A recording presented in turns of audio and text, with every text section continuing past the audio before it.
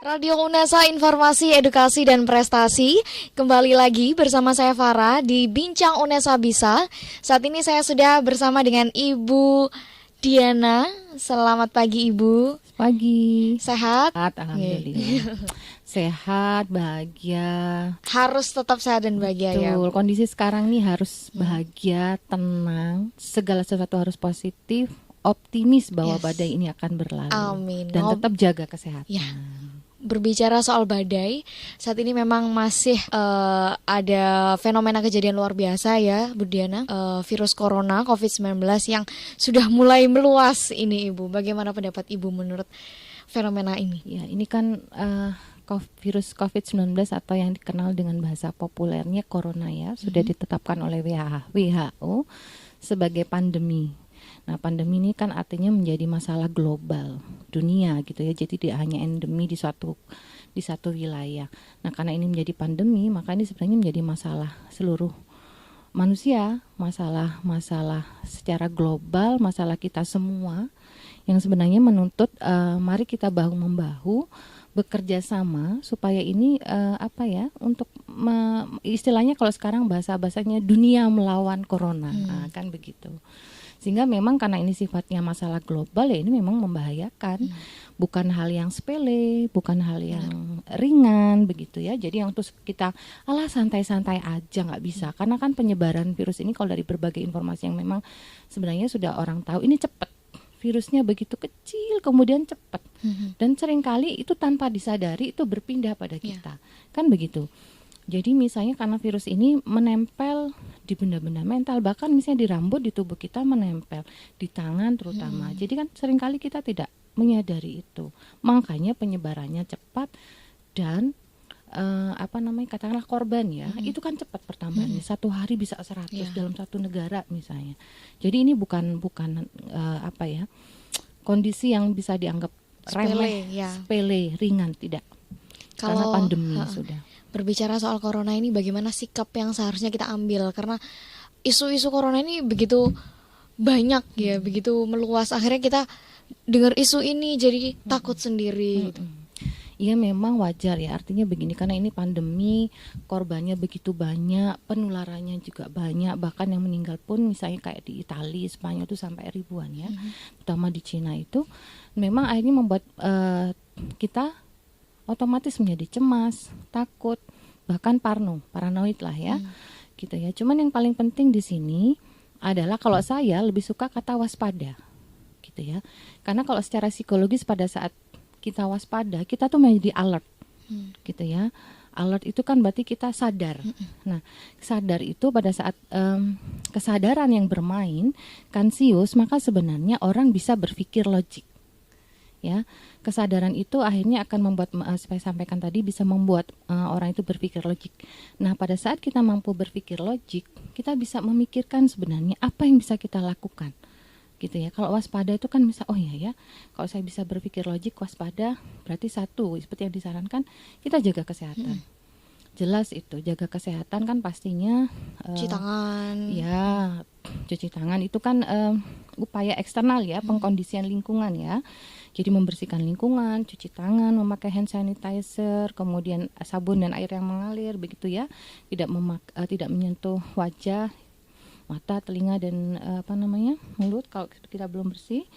Tangan kita belum bersih, kemudian mengkonsumsi makanan yang bergizi, vitamin suplemen, vitamin C, E begitu ya, olahraga, istirahat yang cukup.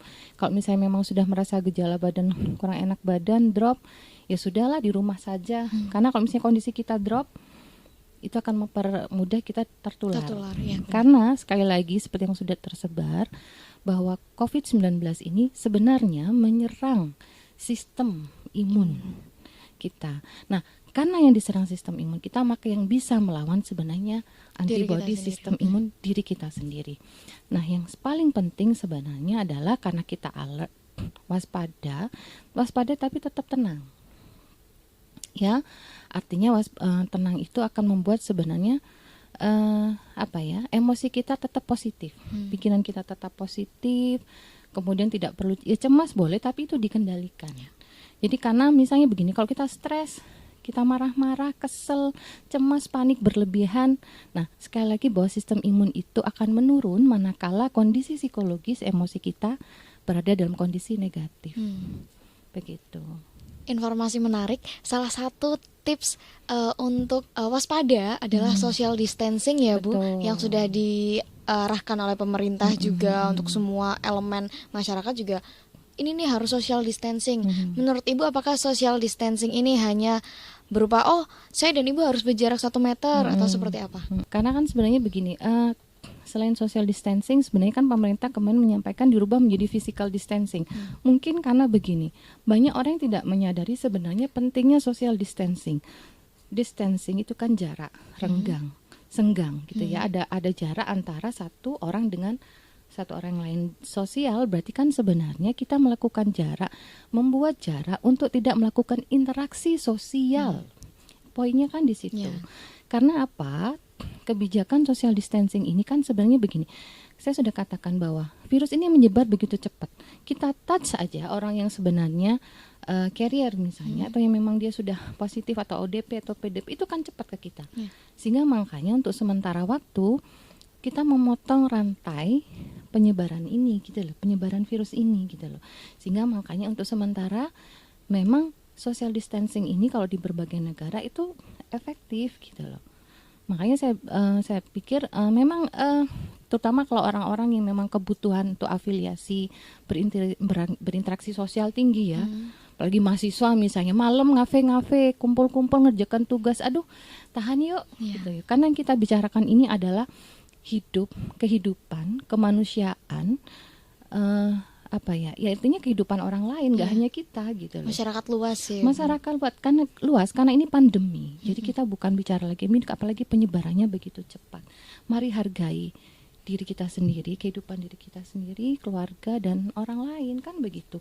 Jadi kalau dalam istilah psikologi itu kendalikanlah itmu itu. Itu kan bicara orang maunya seneng tok, maunya dipuaskan, sak-sak tanpa berpikir. Kendalikanlah itu. Mari egomu dan super egomu itu diperkuat. Super ego itu kan kita bicara nilai moral ya. Jadi marilah kita selamatkan kehidupan ini. Ego ya sadarilah bahwa realitanya kalau kita artinya kita punya tanggung jawab lah ya untuk itu ikut berkontribusi supaya rantai corona ini terputus gitu ya, berhenti. Gitu loh. Social distancing itu dilakukan dengan secara sadar. Memang semua kembali ke diri kita sendiri. Kalau kita tidak mau ikut membantu berusaha dengan social distancing ini ya nggak akan selesai ya Bu Diana.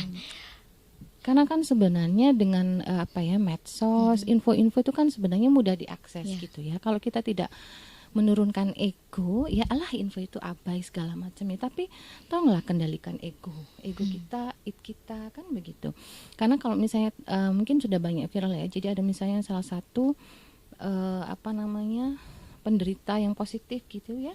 Dia mengatakan cerita kita berbagi. Dulu saya meremehkan aturan social distancing.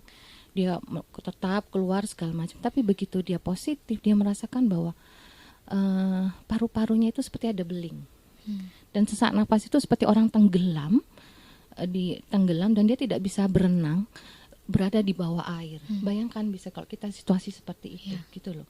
Jadi ya mungkin kita merasa sehat, nggak mungkin, tapi kan kita nggak tahu pada saat kita keluar berinteraksi, kita menyentuh gagang pintu misalnya, kan bisa jadi orang yang sebelumnya carrier, kondisi kita lagi drop masuk deh ke kita, kan begitu.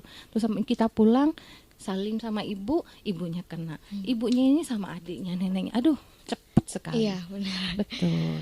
Karena memang penularannya itu sangat cepat gitu ya, melalui apa aja bisa ya. Betul. Ya setelah ini kita akan bahas lebih lanjut. Tapi gesit ya. Kita akan bahas lebih lanjut mengenai corona dan bagaimana tips-tipsnya oleh Bu Diana setelah beberapa single yang satu ini. Radio UNESA, informasi, edukasi, dan prestasi. Masih bersama dengan Ibu Diana ya Ibu. Saat ini kalau kita melihat virus corona ini ya, banyak sekali pemberitaan tentang corona kayak gini gitu. Kadang itu bikin parno sendiri, bikin panik. Menurut Ibu bagaimana tipsnya menanggapi kepanikan ini? Kadang kan kalau misalnya kita panik, terus abis gitu kita akhirnya stres, gitu, energi kita jadi negatif, akhirnya imun kita jadi rendah, gitu. Bagaimana mengatasi situasi yang seperti ini? Oke, berarti sekarang yang dibidik bagaimana mengelola kondisi psikologis kita, begitu kan ya Mbak Ya. Farah ya? Nah, banyak sebenarnya kalau di psikologi itu teknik-teknik yang bisa digunakan ya. Cuman karena misalnya ini teknik-teknik sederhana saja. Nah, satu, bahwa pikiran yang perlu dipahami bahwa pikiran cemas, takut, stres itu kadang-kadang karena memang kita overthinking dan kemudian ada proses irrational belief dalam memaknai stresor. Sebenarnya COVID-19 Corona ini kan stresor buat kita semua. Stresor global lah ya. Karena semua orang kalau sudah ini ada stresor, yang namanya stresor itu akan membuat kita stres, terus kemudian mengganggu keseimbangan fisik dan psikologis kan begitu, yang namanya stresor membuat kita stres. Nah, sama saja sebenarnya pada saat kita punya stres, bagaimana mengelola stres itu, manajemen stres kan. Nah, satu misalnya karena kita terlalu overthinking, ada proses pemikiran-pemikiran yang tidak irasional dalam menyikapi ini gitu loh. Nah, sehingga panik, aduh saya nanti mudah terkena gini. Ya memang mudah, tapi sebagaimana logisnya bagaimana cara mengatasinya, mencegahnya kan begitu. Nah, mencegahnya kan seperti yang saya sampaikan tadi ya. Kemudian masukkan kata-kata, sugestikan kata-kata positif. Bahwa ini plus kalian kita misalnya melakukan proses afirmasi gitu ya. Insya Allah badai ini berlalu, saya optimis, saya sehat begitu ya. Saya akan menjaga kesehatan saya tidak akan terkena virus ini dengan misalnya tetap kita melakukan doa. Berdoa itu kan sebenarnya bentuk meditasi, membuat kita tenang. Betul, meditasi membuat kita tenang ya. Kalau kita yang muslim kita sholat, berdoa gitu ya, karena berdoa itu kan juga sebenarnya membuat kita optimis. Nah, itu kan membuat kondisi psikologis yang positif. Kemudian ada sebenarnya teknik dalam psikologi itu imagery gitu ya, self hypno. Nah, jadi kita misalnya sambil meditasi, kita dialog ke dalam seluruh tubuh kita katakan kondisi badan saya sehat, saya terproteksi dengan sambil berimagery. Badan kita ini dikelilingi oleh cahaya putih misalnya, dan itu merupakan proteksi imun kita. Kemudian kita bayangkan semua virus yang ada dalam tubuh kita keluar dari badan saya. Saya bahagia, saya sehat, saya kuat. Semua energi negatif dalam diri kita, semua virus dalam tubuh saya keluar. Itu bisa. Itu tips sederhana, bisa dilakukan di rumah, di kos. Di mana aja ya? Di mana aja di rumah. Kalau di mana aja nanti nggak social distancing dong. Benar. Terus di kafe kayak gitu. Di kamar bisa, di kamar mandi sambil. Kamar mandi boleh. Bisa. Atau misalnya lebih top lagi habis sholat gitu ya. Terus melakukan itu. Mungkin nggak Bu, kalau misalnya kita sudah berusaha kayak gitu tapi nggak lama lihat berita lagi kita panik lagi gitu. Apa kita harus melakukan itu terus menerus atau? Ya memang seperti obat ya Mbak ya. Kita obat itu kan kadang-kadang kalau satu kali itu kan belum ampuh. Nah, memang dibarengi misalnya dengan mengkonsumsi bukan berita-berita hoax. Kalau yang dikonsumsi berita hoax itu kan kadang-kadang berita-berita yang memang lebay kan. Nah, itu justru berita hoax itu kan berita-berita yang malah bikin kita menjadi negatif. Jadi konsumsi berita-berita yang positif gitu loh. Itu juga ya. Jadi memang komunikasi juga dengan teman-teman yang memang sudah bisa mengendalikan emosinya, stresnya secara positif gitu loh. Ketika gini Bu, itu kan melalui media sosial ya. Kalau kejadian saya itu di sekitar saya itu sudah ada yang positif.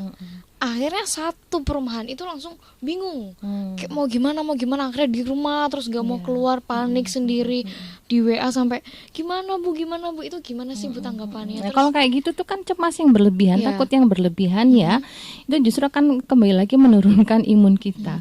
Kalau saya pribadi begini Mbak, pahami bahwa ya itu tadi, yang paling ampuh menurut saya spiritual dan religiusitas kita itu diperkuat.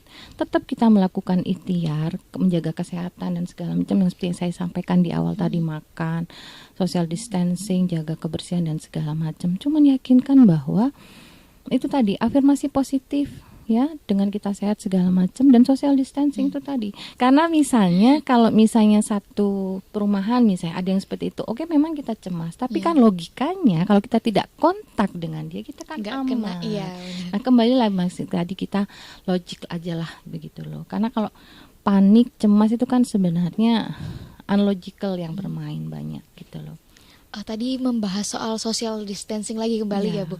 Kalau remaja kayak gini tuh masih suka nongkrong karena rasanya tuh berat di rumah nggak ngapa-ngapain gitu, bosan main Gabut-gabut HP. ya kalau istilah Jadi kita tuh kids butuh zaman now. sosialisasi gitu. Gimana Bu tanggapannya untuk social distancing pada anak-anak muda seperti saya gini misalnya?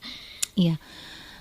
Kan begini, kemarin tuh ada pemikiran begini bahwa sebenarnya kalau di Indonesia itu generasi milenial kita tuh kan sebenarnya secara demografi itu kan lebih tinggi dibanding misalnya yang usia-usia yang antibodinya kan sudah lemah katakanlah. Cuman sehingga harapannya penularan itu artinya jumlah korban yang positif itu tidak banyak gitu. Tapi kalau misalnya kita yang masih muda-muda, generasi milenial yang dia tahan tubuhnya bagus, tetap tidak melakukan social distancing, mereka kan menjadi carrier. Dan nanti itu akan tanpa disadari menyebarkan di orang rumah, ponakan, tante, ibu, nenek dan segala macam. Toh sama aja akhirnya kita menjadi agent penular kan begitu. Nah, memang gabut. Iya toh kalau istilah zaman now tuh gabut kalau di rumah ya. Cuman kan gini loh. Ibaratnya kalau misalnya saya menganalogkan gini. Kalau kita puasa ya bagi yang muslim, puasa Ramadan kan cuma 1 bulan. Lah itu marino kene rioyo. Kene ki poso saiki. Dipahamkan itu bahwa kita tuh puasa social distancing. Nah, pada saat kita social distancing, banyaklah yang bisa kita lakukan. Hobi, kita punya hobi apa? Itu coba yuk kita gali lagi. Kita create kegiatan-kegiatan yang itu bisa membuat kita ibaratnya mengerjakan hobi kita. Terus kalau mau interaksi, ke zaman now kan pinter-pinter IT ya. Bisa video call, Skype, di komunitasnya online bareng ngerumpi gitu kan. Terus bisa misalnya kita download film-film, nonton lah, nggak apa-apa lah ya. Ya memang kalau sekali-sekali misalnya mau beli makan atau apa ya, tapi nek kafe-kafe, kumpul-kumpul ayolah. Puasa dulu. Anggaplah ini puasa puasa sosial berjarak gitu ya. Karena gini Bu, kita sudah berusaha semaksimal mungkin untuk bisa social distancing. Tapi misalnya saudara kita yang satu rumah dengan kita itu masih suka main. Kita tuh bagaimana memberi pemahaman kepada misalnya adik ini, kamu tuh jangan main terus. Akhirnya kalau misalnya kita marah-marah, kembali lagi emosi lagi negatif gitu. Kontrolnya gimana? Berarti kan sebenarnya lebih kepada cara memahamkan. Kalau misalnya adik kita yang masih SD, SMP, kita kasih pemahaman edukasi yang pas dengan bahasa mereka. Kayak misalnya gini nih Mbak, sekarang itu kan makanya teknologi medsos itu luar biasa. Kayak misalnya saya contoh real ya, konkret ya. Anak saya tuh kan lihat di YouTube. Nah itu ada anak kecil yang sudah corona, ini nih lah, ya suruh nonton itu, kita cari download, ini loh corona. Itu kan bahasa anak kecil menjelaskan, tapi kita dampingi seperti itu. Terus kita ajak bermain, misalnya main bola. Itu memang sebenarnya positifnya itu memicu kreativitas kita ya, untuk create kegiatan. Terus misalnya kalau menjelaskan pada anak SD misalnya, ya misalnya dengan bermain boneka gitu ya. Terus mungkin dengan buku-buku kan sekarang ada buku bisa di-download menjelaskan corona sesuai dengan konsep pemahaman anak-anak. Ya, banyak cara yang bisa kita lakukan. Intinya yuk kreativitas kita keluar untuk melawan corona. Kan misalnya begitu. bisa main boneka dengan ini si A, ini si B, kita harus jaraknya segini gitu, bisa ya Bu ya? Bisa. Banyak Apalagi cara. kalau mahasiswa PAUD, itu sudah ahlinya. Mahasiswa PLS, sudah ahlinya. Kan benar. begitu. Setelah ini kita bakalan Teknologi bahas pendidikan, yang lebih menarik dari isu ini, fenomena ini bersama Ibu Dian. Jangan kemana-mana, tetap di Bincang UNESA Bisa. Radio UNESA, informasi, edukasi, dan prestasi. Masih lagi dengan Bu Diana ya Ibu. Tadi sudah membahas social distancing. Ini Bu, satu pertanyaan menarik. Ini berdasarkan pengalaman pribadi ya Bu. Jadi bunda saya ini tuh masih suka nongkrong sama ibu-ibu di rumahnya ibu siapa gitu, masak bareng, makan bareng. kalau ditanyain itu, Bunda nggak boleh gini gitu, nggak apa-apa, kita tuh harus berhusnuzon sama Allah, kita harus positive thinking, kita nggak kena kok, kita sehat gitu. Itu gimana sih Bu pendapat Ibu? Nah, ini dikajinya dari berbagai aspek juga bisa ya. Satu hal, edukasi tentang bahaya corona itu memang perlu. Sampai misalnya pada segmen yang paling bawah, tentunya dengan penyampaian, kemudian dan konsep edukasi memang bisa dipahami menyentuh kalangan-kalangan seperti itu. Bahwa kadang-kadang kan orang itu menerima bahaya dari corona ini kan kadang-kadang sepotong-sepotong, mozaiknya enggak utuh gitu loh. Nah, itu makanya pentingnya yang intens gitu ya. Jadi dibombardir dengan informasi, tapi informasi yang bukan hoax loh ya.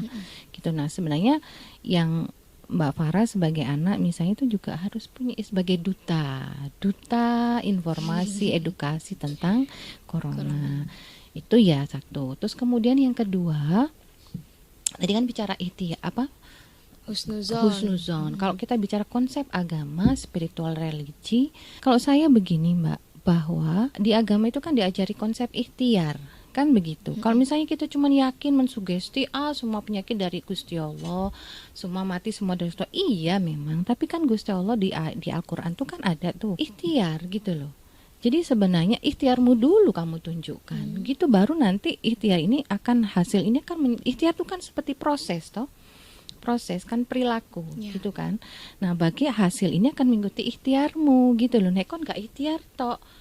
Nek kon gak ikhtiar ngomong yo aku sehat, yo gak mungkin kan, gak logis karena konsepnya Gusti Allah itu kan semuanya logis ya. Kalau ikhtiarmu itu hasilmu sesuai dengan ikhtiarmu kan ngono. Jadi ya sudah kumpul-kumpul aja, tapi ikhtiar kita untuk protek diri itu nggak ada. Ya podo ae kan dah social distancingnya kan nggak jalan. Yang namanya social distancing itu kan kita menjaga jarak untuk tidak melakukan interaksi sosial. Nah, jarak aman ini kalau social physical distancing kan 1 sampai 1,5 meter kan begitu, minimal 1 meter. Terus yang ketiga begini, kalau dari tinjauan psikologi kan begini, itu kan masih sebatas kognisi gitu ya, emosi. Misalnya, saya yakin saya sehat, ya sudah, tidak akan terkena emosi ya, masih emosi ya, tapi kan secara pemahaman mungkin dia masih belum utuh. Nah, perilakunya tidak sejalan. Nah, itu kan tidak integratif. Artinya bahwa orang kalau di psikologi itu mindfulness misalnya, bahwa orang-orang yang secara penuh sadar itu antara pikiran, emosi, dan perilaku itu sejalan. Makanya orang-orang yang dikatakan memiliki integritas yang bagus itu kan antara yang dia ucapkan, dia lakukan, dia pikirkan itu sejalan, kan begitu. Misalnya begini Mbak Farah, aku suka sama kamu, tapi ternyata begitu saya ketemu Mbak Farah, saya melengos, mencibir, sinis. Nah, mana yang mau dipercaya? Gitu, Mbak Farah kan gak percaya aku, arek iku seneng ambek aku, lah wong dek ketemu jarine seneng ambek aku. Tapi nek ketemu aku dia melengos. Lah sakjane sing tak percaya ndi. Sama dengan menyikapi corona. Kalau kita memang secara kognitif, secara knowledge kita paham betul, memiliki cukup informasi yang memadai bahwa ini bahaya dan segala macam. Kemudian kita tahu cara mencegahnya, tahu proteksi diri, lakukan itu. Perilakunya kan begitu. Lakukan itu. Jadi perilaku kita, ikhtiar kita sejalan dengan informasi yang kita terima. Gitu loh, dan healinglah emosi kita dengan hal-hal yang saya katakan tadi, berdoa, sugesti, afirmasi, self hypno kan. Jadi akhirnya pikiran, emosi dan perilaku ini inline, integratif, sejalan. Nah, barulah insya Allah takdir baik Allah itu turun, kita akan selamat kan. Amin. Gitu. Terima kasih Ibu, saya jadi kepikiran nanti mau bilang ke Bunda apa gitu. Iya, kalau nggak gitu ngeyel. Betul. Mungkin bisa disampaikan begini Mbak Farah, bahwa korbannya begini. Nah, karena korban ini jatuh karena dia melakukan perilaku seperti ini kan. Kadang-kadang orang itu, apalagi mungkin ya kayak mak-mak gitu ya, mungkin dia baru bisa kok dikasih bukti nyata kan begitu, bahwa ini korban ini misalnya bukan suspek ya, yang pertama kali kena corona ini dulu ya, yang dikatakan 01, 02, 03 itu kan kena interaksi, gitu, tidak social distancing kan. Jadi bisa dikasih contoh-contoh konkret. Perilaku yang tidak edukatif lah, artinya perilaku yang sebenarnya tidak membuat kita terproteksi dari untuk memproteksi diri gitu ya dari wabah ini. Terima kasih loh Bu, saya jadi Iya. kepikiran. Ini Bu, soal virus COVID-19 ini, akhirnya UNESA kan membuat UCC ya, Ya, betul. UNESA Crisis Center, membahas soal UCC ini. Menurut Ibu ya, boleh dijelaskan lagi UCC itu sebenarnya apa sih Bu? UCC ini adalah UNESA Crisis Center yang dibentuk oleh Rektor UNESA, Prof. Nur Hasan MKes, gitu ya. Jadi ini wujud sebenarnya kepedulian dari UNESA untuk memproteksi sivitas akademi UNESA. Peduli COVID-19. Jadi artinya di UNESA Crisis Center ini merupakan layanan yang diberikan oleh institusi UNESA untuk mengedukasi, kemudian memberikan informasi layanan secara medis, secara psikologis. Poinnya adalah sebenarnya kalau saya memahami intinya UNESA melawan corona. UNESA memproteksi sivitas akademika UNESA dari corona. Seperti bentuk kepedulian Bapak Rektor terhadap kondisi yang sekarang. Jadi aware, artinya juga mendukung program pemerintah dengan melindungi warga sivitas akademika UNESA. Mengenai UCC ini mungkin sistemnya bagaimana sih Bu ketika saya nih sebagai mahasiswa kos-kosan yang jauh dari siapa-siapa gitu kan, kita nggak bisa pulang kampung karena nggak boleh ketemu dengan halayak ramai gitu. Terus tiba-tiba saya merasa gak enak badan, merasa gejala-gejala yang seperti gejala COVID-19 ini gitu kan, akhirnya parno sendiri. Apa yang bisa saya lakukan sebagai mahasiswa dengan adanya UCC ini? Betul, UCC ada call center 24 jam. 20.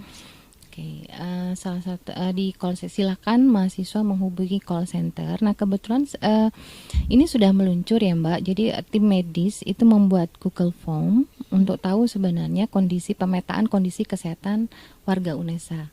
Nah dari situ nanti kami bisa melakukan action yang itu dirasa perlu untuk penanganan dan pencegahan. Nah kalau untuk kondisi psikologisnya memang sedang paket-paket yang untuk self terapi, self healing, self hypno itu memang disiapkan. Sehingga langkah pertama kalau misalnya tidak bisa keluar karena social distancing, call center UCC dihubungi 24 jam insya Allah ready. Berarti UCC ini meriset dulu ya Bu di awal bagaimana kondisi masyarakat UNESA gitu ya, akhirnya baru bisa memutuskan salah satunya kita meriset secara kesehatan, secara medis dari kondisi warga UNESA. Nah setelah itu kalau misalnya memang sudah semuanya aman, ya memang kita ada tindakan-tindakan preventif, edukasi dan segala macam. Kalau boleh tahu UCC ini apakah khusus untuk warga UNESA atau mungkin di luar bisa Ibu? Khusus warga UNESA, tapi ini masyarakat umum bisa memanfaatkan call center itu karena yang ada di UCC ini adalah tim ahli gabungan dari seluruh fakultas yang ada di UNESA, gitu ya. Tim-tim ahli yang ada dari tim medis, tim psikologi. Kemudian semua elemen yang itu memang sebenarnya dibutuhkan untuk melawan corona. Masyarakat umum bisa mempergunakan. Kami adalah orang-orang ahli dan profesional di tim UCC itu. Berarti dibuatnya nggak main-main ya Bu, beneran Iyalah. Khusus untuk menangani corona. Iyalah itu. Kalau UNESA serius dengan corona, sama dengan dunia serius melawan corona. UNESA serius dengan adanya. Ini salah satu bentuk dunia melawan corona dari bagian kecilnya UNESA melawan corona gitu ya. Betul. Selain konseling Bu, manfaat apa aja sih yang bisa didapatkan melalui UCC ini? Jadi misalnya kita konsultasi kondisi psikologis, kondisi medisnya, kesehatan, kemudian informasi-informasi valid terkait dengan seputar corona, update info segala macam itu bisa. Jadi di call center itu monggo silakan. Call centernya kalau boleh tahu berapa Bu? Salah satunya nomor saya.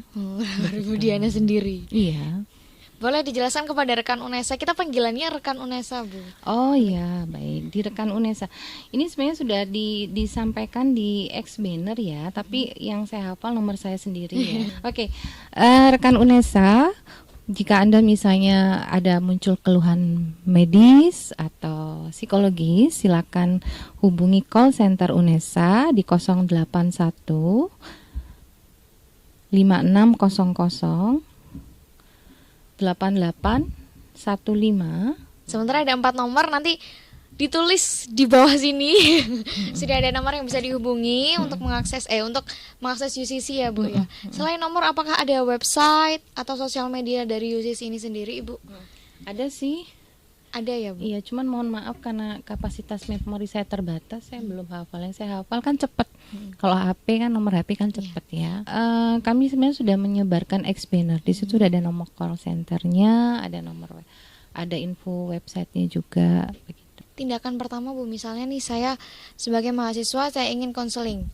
Apa yang harus saya lakukan pertama kali? Mungkin ada cara-caranya. Oh, kamu harus ngisi formulir dulu atau kayak gimana?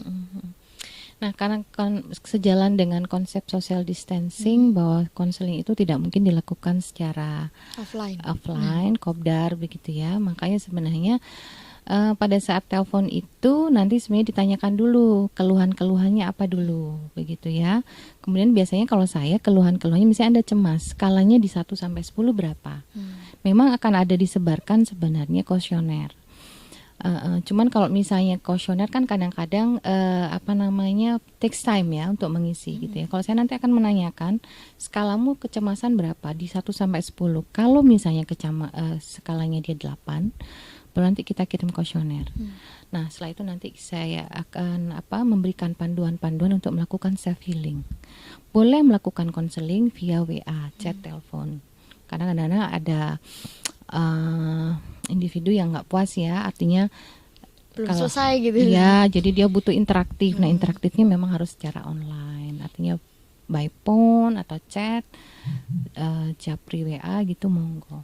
Berarti UCC akan mendampingi, memastikan Intinya sampai perasaan itu menjadi tenang gitu ya, betul. menjadi lega. Mendampingi bahwa yakin bahwa dia sehat secara fisik, sehat secara psikologis begitu ya, dan paham betul sebenarnya pandemi COVID-19 ini seperti apa, termasuk bagaimana ikhtiar-ikhtiar, action-action yang mindfulness, yang integratif gitu ya. Terakhir Bu, sebelum penutup, tips dari Ibu untuk masyarakat menghadapi COVID-19 ini, apa yang harus dilakukan? Iya, Singkat tipsnya aja. kan sama aja dengan seperti yang disampaikan pemerintah dan mungkin semua info ya. Jadi jaga kesehatan, jaga kebersihan, patuhi social distancing gitu. Simpel tapi memang harus dilaksanakan ya Bu? Iya, itu kan ikhtiar logis kan sebenarnya. Nggak iso kan ndonga, ndonga aku sehat tapi ikhtiarnya nggak ada. Jadi ikhtiar perilaku kita yang sejalan dengan apa yang kita rasakan, apa kita pikirkan, apa sugestikan itu, jaga kesehatan dengan makanan, olahraga, istirahat cukup, social distancing, kemudian tadi yaitu tadi jaga kesehatan, social distancing, ada 3 tadi Mbak yang saya sampaikan itu. Dan berpikir positif Ya, Bu. itu aja. Baik, terima kasih banyak Ibu Diana. Saya sampai speechless loh. Harus ngomong apa lagi karena sudah banyak sekali informasi yang disampaikan oleh Ibu. Semoga bermanfaat bagi rekan UNESA. Semoga Ibu juga sehat selalu. Amin. Kita juga segera berakhir fenomena ini. Amin. Semua warga UNESA sehat, dijauhkan dari musibah. Baik. Sampai berakhir musibah ini. Amin. Sampai jumpa di Bincang UNESA Bisa. Saya Farah Manhila pamit.